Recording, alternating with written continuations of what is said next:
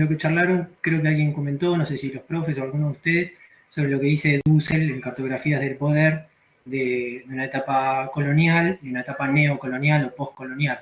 La disyuntiva viene a ser la misma. Y el aporte de Kusch, desde mi comprensión, lo que hace un poco es aclarar ese panorama, no en tanto elegir una cosa o la otra, sino también en buscar la conciliación, en buscar puntos de conciliación, en asumir estas dos vertientes, y ahí podríamos hablar de Castro Gómez cuando habla de tercio incluido, de que no sea una cosa o la otra, sino una terceridad. ¿Puede ser, Pablo? ¿Cómo lo ves eso?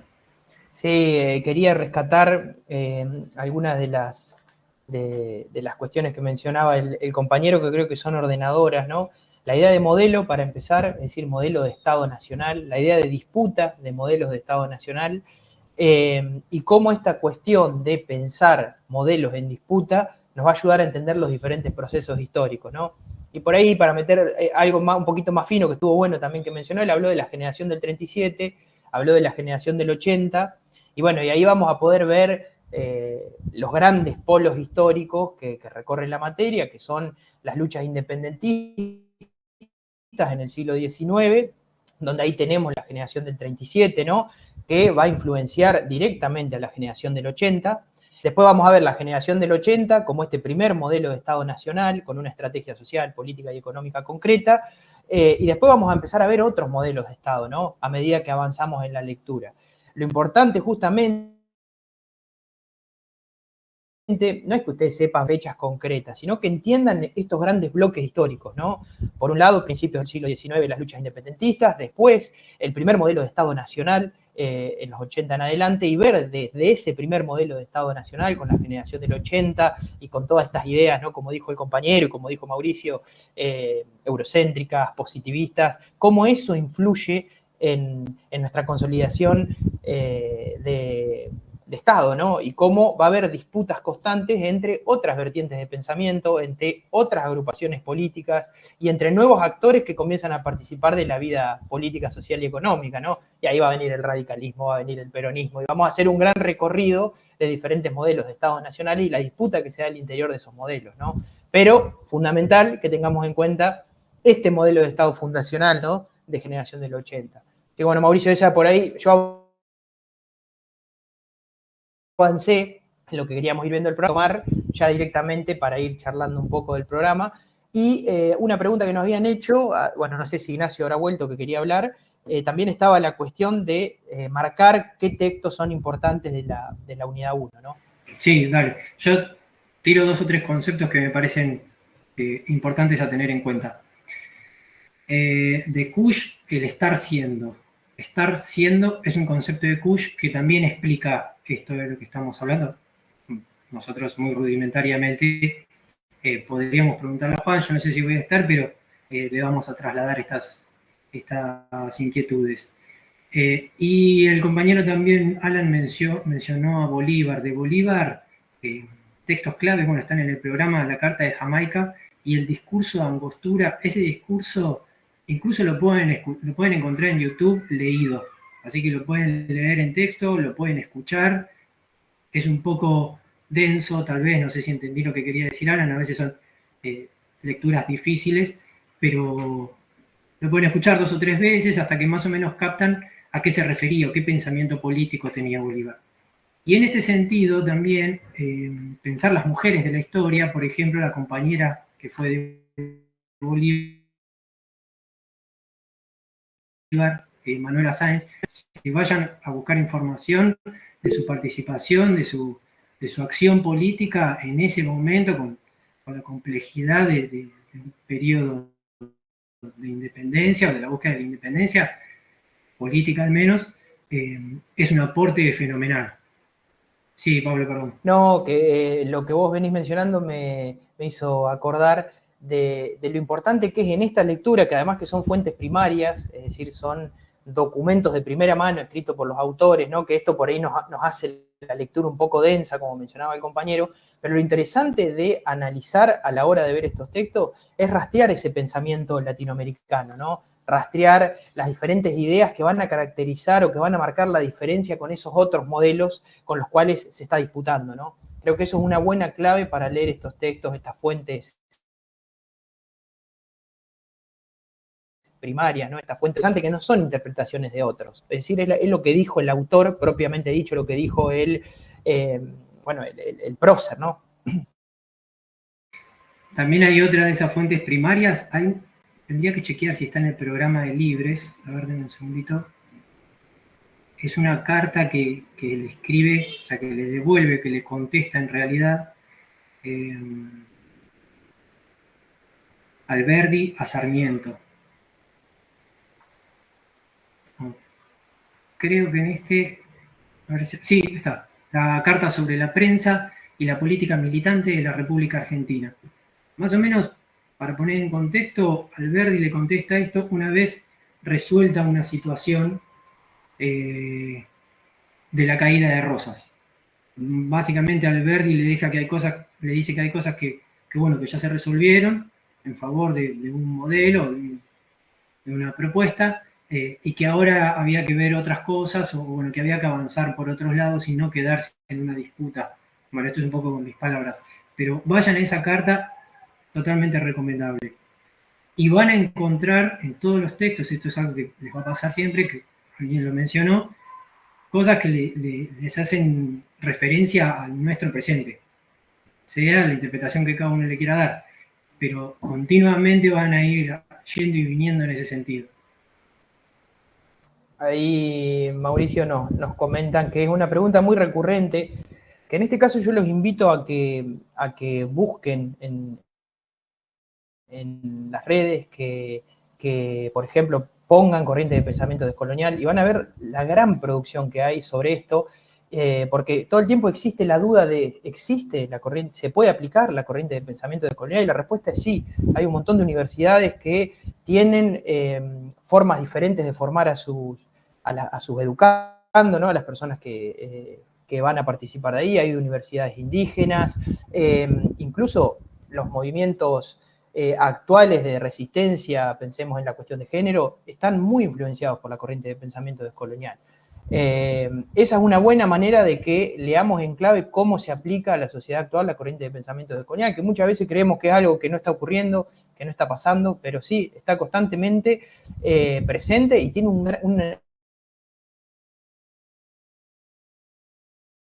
gran potencial, ¿no? Desde donde se produce el saber, el poder y todas estas ideas eurocéntricas, la corriente de pensamiento descolonial ya es una corriente de pensamiento complejo que se discute, algunos en favor, otros en contra, pero que ya está en discusión desde los 90 en adelante, incluso previamente ya se estaban empezando a reflexionar y a plantear los conceptos de la corriente de pensamiento descolonial, ¿no? Sí, incluso, no sé si sirve el aporte, Pablo, muchos de los textos, por ejemplo el de Quijano, son conferencias en universidades europeas o en Estados Unidos, Quijano, Dussel, sí, es realmente extenso. Sí, hasta incluso muchos de esos mismos autores, muchas de las ideas que van planteando se van transformando constantemente porque hay muchos pensadores ya directamente desde Latinoamérica. No es que, porque muchos de estos pensadores no están viviendo actualmente, por ejemplo, Mignolo actualmente está viniendo, que es uno de los referentes de la corriente de pensamiento descolonial, actualmente está empezando a vivir más tiempo en Buenos Aires. Pero hay muchos otros pensadores en Perú, en Colombia, en Bolivia, que producen hace muchísimo tiempo desde los propios países, ¿no? Eso es muy interesante también verlo y le discuten a estos mismos pensadores y estos pensadores discuten en el buen sentido de la palabra, ¿no? Las ideas, que eso también está bueno para tener en cuenta.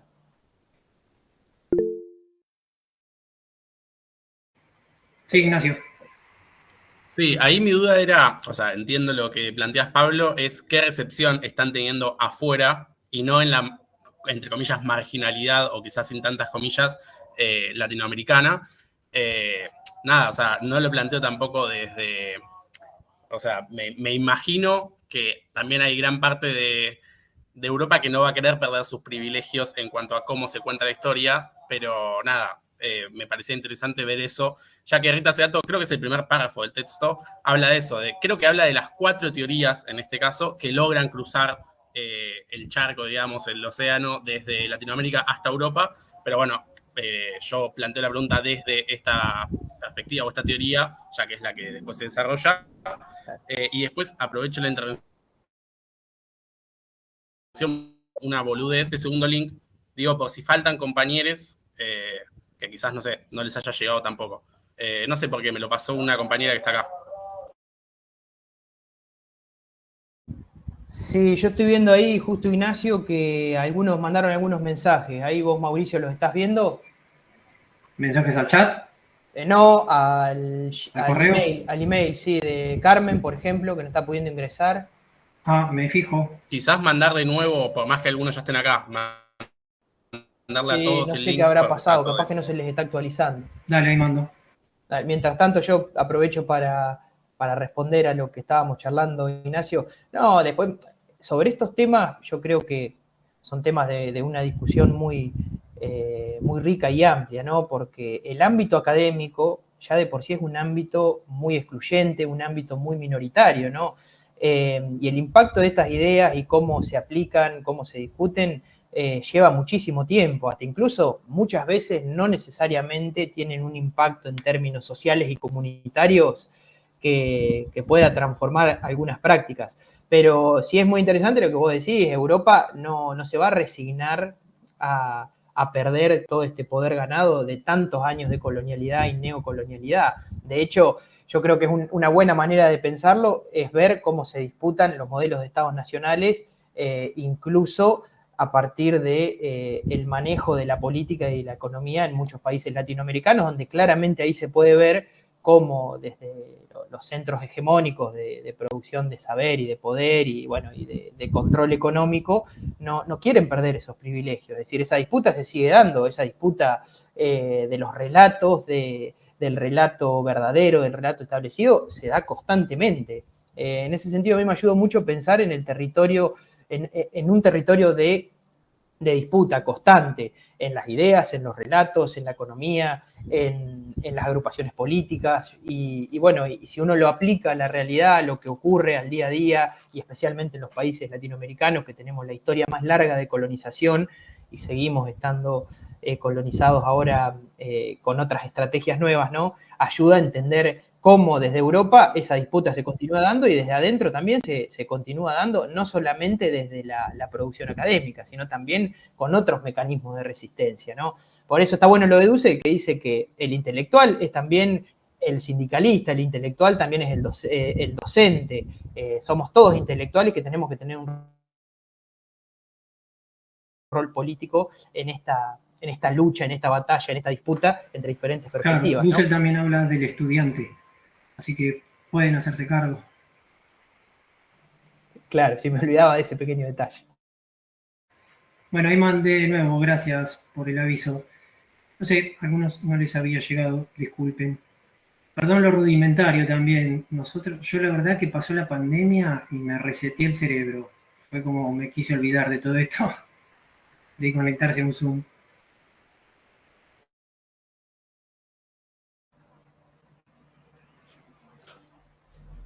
Buenísimo, creo que ahí más o menos estamos en el número que éramos, ¿no? 30 y pico. Yo registré 36 en un momento, o 37 registré. Ahora estamos siendo 30 más o menos. Sí, Pero bueno, si querés por ahí avanzar en el programa, Mauricio, no sé si hay alguna duda más, pero creo que ya este tema vinculado a cómo aplicar esta primera unidad en general a la cuestión histórica y a la cuestión nuestra, ¿no? Va de a poquito quedando saldado con las intervenciones de Ignacio y con la discusión que se dio también con lo del otro compañero, con Alan. buenísimo. Otro concepto, perdón, sigo con lo mismo, ya ahí pasamos. El concepto de raza es clave, es estructurante de todo el proyecto de la modernidad. Ese concepto lo encuentran bien definido, así, raza, dos puntos, en un texto de Quijano que no está en el programa que ustedes tienen, pero sí lo trabajamos el año pasado y es bastante ordenador. Es uno que se llama Colonialidad, está en el blog, sí está. Se llama Colonialidad del poder, cultura y conocimiento en América Latina. Es este. Si quieren lo podemos compartir, pero está en el blog, lo googlean, como pone Quijano, entre los pocos textos que hay, son el de sobre América Latina. Hay uno que se llama ¿Qué tal raza? También. Ahí se mete la cuestión de género, hace una referencia entre raza y color y sexo y género. Es más que interesante para poner en discusión eso. Pasamos, a ver, ¿quieren que comparto? Ahí comparte el programa.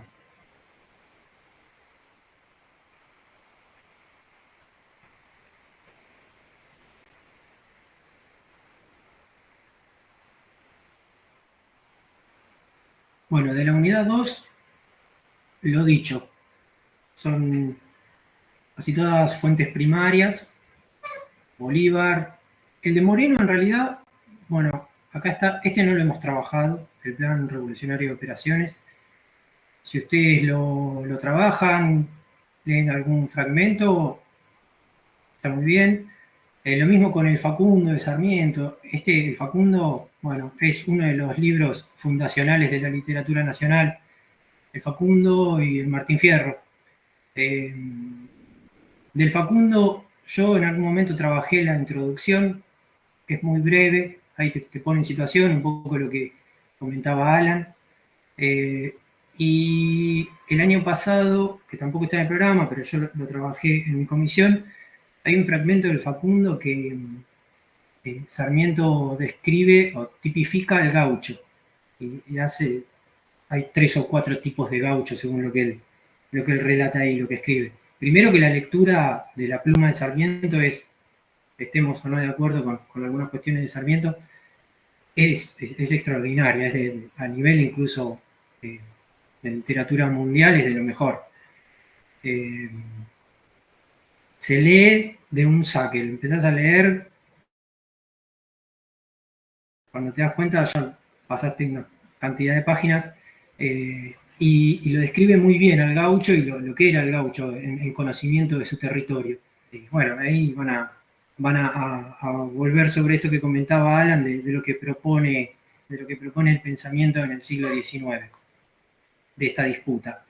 Después, ¿qué tenemos ahí? De José Hernández, bueno, el Martín Fierro, esto no es el Martín Fierro, pero es un texto de Fermín Chávez, ese no lo tenemos, yo sinceramente no lo tengo digitalizado, no sé, Pablo, si vos lo conocés o lo tenés, que sería este. Bueno, de acá recomendable, en todo caso, leer algo del Martín Fierro. Ahí pueden ir. Estaba muteado, Mauricio, pero te estaba hablando No. y tenía ¿cuál decías? ¿Cuál texto decías si lo tengo? El de Fermín Chávez. No, ese no lo tengo. Lo debe tener Juan nomás. Pero bueno, no es uno de los textos igual trascendentales Sí. de la unidad, no tienen Bueno. mucho ahí que leer, de última no se enrosquen con... No.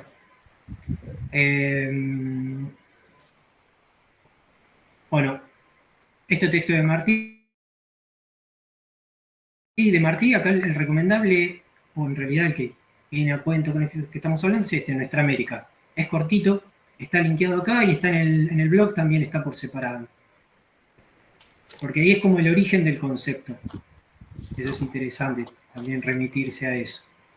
Después pasamos a la unidad 3, entramos en, bueno, Pablo, acá si querés, que es lo que habíamos charlado brevemente en la clase, hablar un poco de la generación del 80, Dale. del proyecto. Dale, la idea ahora es que empecemos a meternos un poco en las unidades más duras, si se quiere, que tienen mayor contenido histórico. Por ahí antes retomar que, bueno, la importancia, ¿no?, de la unidad anterior de la lectura de Bolívar, de la generación del 37, de Esteban Echeverría, de Martí, por ahí para reforzar como lecturas importantes, ¿no?, de la unidad anterior.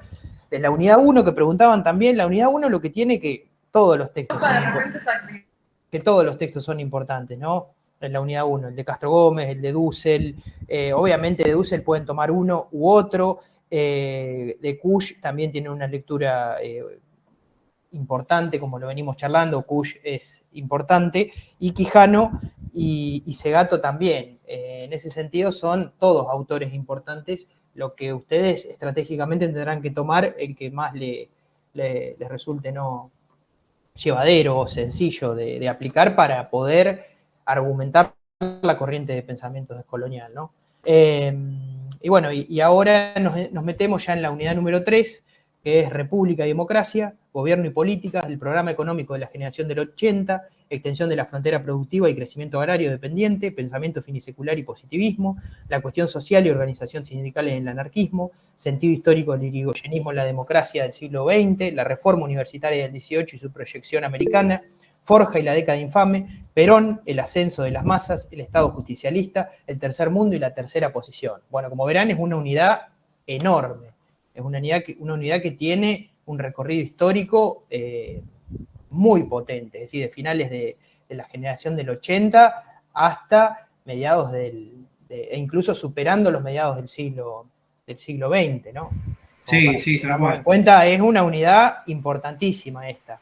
Por ahí cuando Casi que con cada unidad podés hacer una materia anual. Exactamente. Y Por con eso esta más. sí, es importante que ustedes logren visualizar los procesos históricos macro, que puedan argumentar qué es lo que ocurre con la generación del 80, que puedan, ya ahora creo que tenía una duda Sofía, ahora te doy la palabra, que puedan argumentar qué tensiones se dan al interior de la generación del 80, ¿no? Desde lo político, lo económico, lo social, en términos de actores nuevos que aparecen, ¿no? Y acá aparece la cuestión de los trabajadores, cómo surge el radicalismo, por qué podemos hablar del radicalismo con continuidades y rupturas en relación a la generación del 80, y cómo surge el peronismo, ¿no? Siempre pensando en clave de modelos de Estados nacionales, ¿no? De clave de entender que hay una coyuntura económica, política y social, y que cada uno de estos modelos de Estados nacionales va a tener una perspectiva muy particular en relación a esto, ¿no? Esto es lo importante de poder entender la generación del 80, el radicalismo y el peronismo, ¿no? Sí, Sofía. ¿Podías repetir los textos como centrales de la unidad 2? Porque me quedé con Bolívar, Martí y Esteban Echeverría. Martí más que nada porque lo mencionó Mauricio como que era importante por el concepto y eso. Tenés el micrófono apagado. Las lecturas de Bolívar son importantes. La lectura de Alberdi, más que todo, es muy detallada, pero es importante también tener en cuenta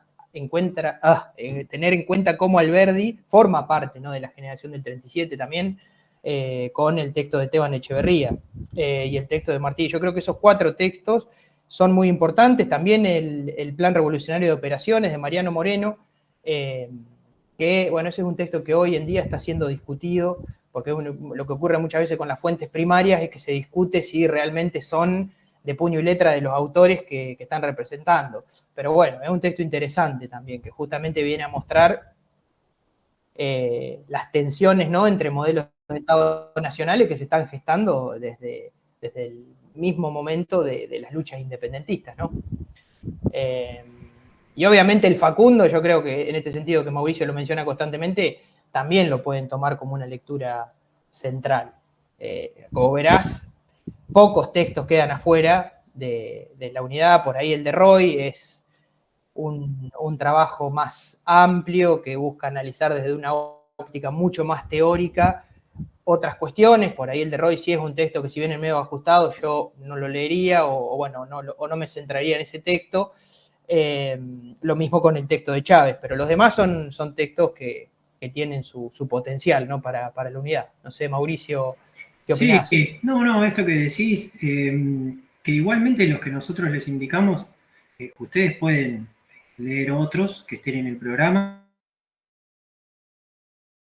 los preparan porque para eso están. Por ejemplo, el de Roy, de Arturo Roy, que menciona Pablo, tiene, ahora lo leí hace bastante, ese Pablo, de última corregime, pero se refiere a más una vertiente religiosa, ¿no?, del catolicismo, cómo influyó, que...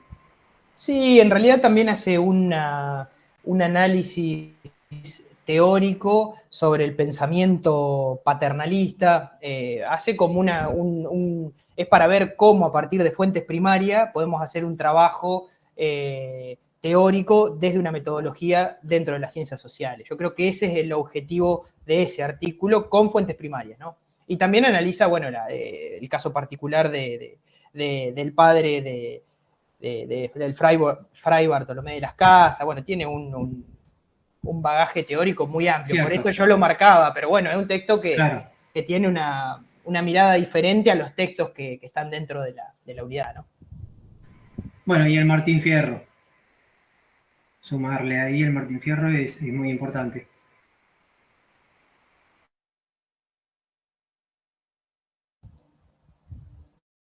Bien. Hola, el de Scalabrini Ortiz, el hombre que está solo y espera sería importante. Bueno, ahí estamos, bueno, y ahí estamos avanzando un poco en la unidad 3. Es muy cortito el texto que me estás consultando, yo creo que se lo puede leer, ¿no? Como Sí. para problematizar en torno Ese, a este nuevo fenómeno, a estos nuevos actores que están surgiendo con un nuevo modelo de Estado Nacional, ¿no? ese texto de Scalabrini Ortiz, bueno, viene bien porque vos comentabas, hablaste de radicalismo, peronismo, y en el medio está Forja. Y Forja es clave. Ahí deberías en todo caso acompañar la lectura de Scalabrini Ortiz con Jaureche y con un texto de Hernández Arregui, que no sé si está ahí en el programa, pero en el blog está, que habla de Forja. Si tomás esos tres, para hablar de la década infame, de Forja, de esta suerte de enlace entre el radicalismo y el peronismo, desde una perspectiva, ¿no? Desde una idea desde un modelo de país. Porque un poco, Pablo, si no entendí mal, hacías referencia a esto, ¿no? Es bueno, desde un punto de vista. O sea, hay distintas posibles interpretaciones. Pero bueno, Claro. esto tendría un hilo conductor. Radicalismo, Forja, Ahí, Mauricio, peronismo. si podés compartir el link de los presentes que algunos retiran para que empiecen a completarlo, vamos haciendo eso. No, y por ahí como principio ordenador, que esto obviamente son cuestiones cronológicas que ustedes tienen que tener presente, que está bueno que empiecen a buscarla más allá de la lectura en sí, que no es lo trascendental, lo cronológico, pero sí pensar en estos grandes periodos, ¿no? Pensar del 80 al 16, ¿no? Con estos gobiernos conservadores de generación del 80, del 16 al vamos a tener los gobiernos radicales, ¿no? 3 mandatos, uno, y en el 30 al 43, 45 tenemos este momento que menciona Mauricio, que es la década infame, ¿no? Que ahí tenemos Forja también metido ahí adentro. Y después de eso ya entramos en peronismo. En los dos primeros periodos peronistas, uno también interrumpido por un golpe de Estado, ¿no? Que bueno, esto vamos avanzando un poco desde lo cronológico. Seguramente estos temas se van a ir tocando en los próximos encuentros, porque bueno, ahora nos vamos tocando y tampoco quiero decir, que se empiece, que nos mezclemos en los temas que vamos abordando, pero como para tener estos grandes bloques históricos presentes y a partir de eso empezar a reflexionar en torno a estos modelos de Estado nacionales, ¿no? No sé ahí, Mauricio, si hice mucha ensalada, si cualquier cosa. No, yo creo que fui peor. Un texto que me viene ahora a la mente para recomendarles, tal vez para tener, es el de, me sale mapa, pero no es Torrado. Susana Torrado, que son los modelos de acumulación. Ese es un texto bastante escolarizado, digamos. Nos viene bien para los que nos gusta ver primero un pantallazo general y después entrar en lo particular. Ese es un texto que marca cuáles son los modelos de Estado que se dieron en Argentina, en los modelos de acumulación. Los va a ordenar muchísimo. Ah, buenísimo, Sofía. Sí, la idea no es que tengamos un conocimiento enciclopédico o cronológico sobre todos estos periodos, pero bueno, indefectiblemente tenemos que tener una noción general. Si ustedes van a estar hablando de peronismo, no pueden hablar de 1880 o hablar del siglo XIX, por ejemplo. Yo creo que muchas veces ocurre eso, y bueno, y son errores que tenemos que evitar, ¿no? Que tenemos que tener una noción general de los siglos, de las fechas en las que nos estamos moviendo, ¿no? Sí, mucho también nos pasa, que fue mi caso realmente, cuando empecé a estudiar en la facultad, hace cuántos años ya, que venía del colegio sin saber un montón de cosas que se suponía que ya las tenía estudiadas o ya las tendría que haber sabido, como por ejemplo estos periodos. Entonces, para no hacer esta lectura cronológica, que bueno, se supone que uno ya la debía haber estudiado o la debía haber aprendido así y entrar en otra discusión, bueno, acá como que hacemos las dos cosas a la vez. No, y es interesante lo que dice Mauricio, porque muchas veces si nosotros no tenemos esa noción general de, si se quiere, más eurocéntrica en este sentido cronológico y lineal, muchas veces no logramos entender cómo es el proceso, no entendemos en qué siglo estamos hablando. Y incluso podemos ir un poquito más allá y entender que en cada uno de esos procesos históricos que se están dando en nuestro territorio particular van a estar profundamente influenciados por el contexto internacional, ¿no? Y eso, bueno, en los prácticos lo trabajamos en mucho más detalle. Cada vez que abordamos uno de estos temas, abordamos también el contexto internacional, ¿no? Guerras mundiales, crisis económicas, eso va a influenciar directamente en la generación del 80, en el radicalismo, en el peronismo, incluso si seguimos avanzando en los otros periodos históricos que abordamos, que bueno, hoy vamos a llegar por una cuestión ya de tiempo hasta esta unidad, a mencionarla. Seguramente se va a volver a tocar este tema la clase que viene. Y bueno, como dijo Juan, es difícil abordar todo el programa en estos encuentros, pero bueno, la idea es dar un pantallazo y que ustedes puedan tener una noción desde qué lugar preparar la materia, ¿no? Buenísimo. Bien, Mauricio, ahí te doy la bien, palabra. ahí lo que comenta Sandra en el canal de encuentro de Felipe Piña, no sé si son, yo he visto algunos, te aclaran, te ponen mucho en situación, están bárbaros esos. Y hay un atlas histórico latinoamericano, una web que solemos compartir, que también le sirve mucho como, a ver si lo encuentro, lo paso ahora rapidito. Como para ir a buscar cosas puntuales que siempre son necesarias para comprender, porque nos traban la lectura. Es mira. Ese también está muy bueno. De la UNLA. ¿El formulario para el presente les llegó? Es importante que lo vayan completando porque ya en unos minutos vamos a estar cerrando el encuentro.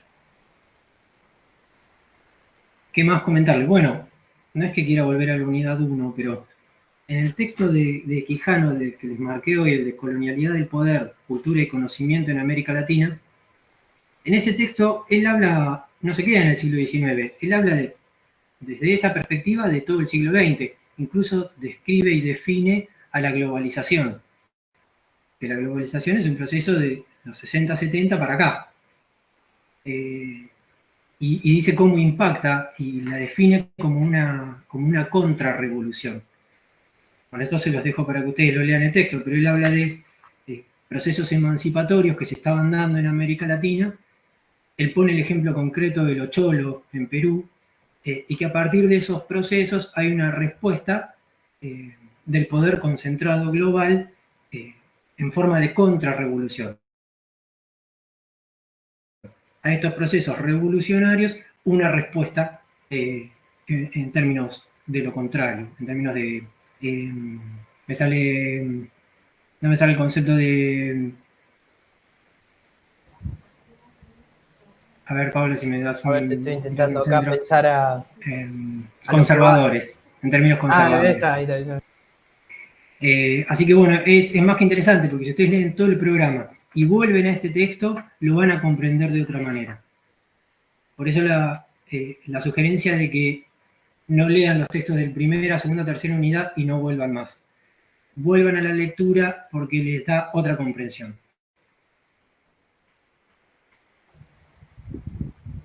Bárbaro. Bueno, ya vamos entrando en el final del encuentro. Importante aclarar que llegamos, bueno, a la unidad, nos quedamos en la unidad 3.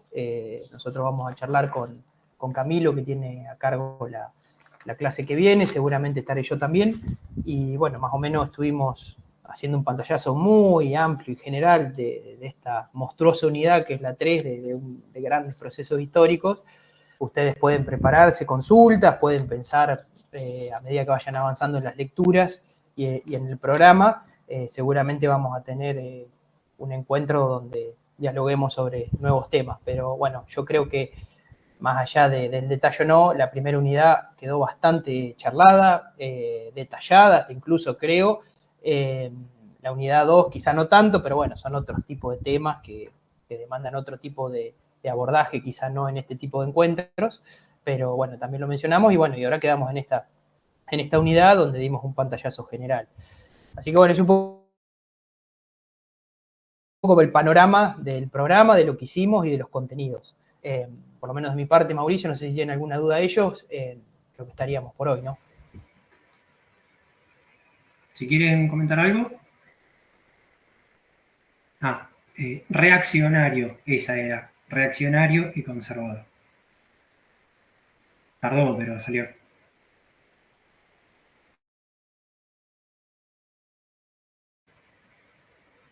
Bueno, gracias a ustedes.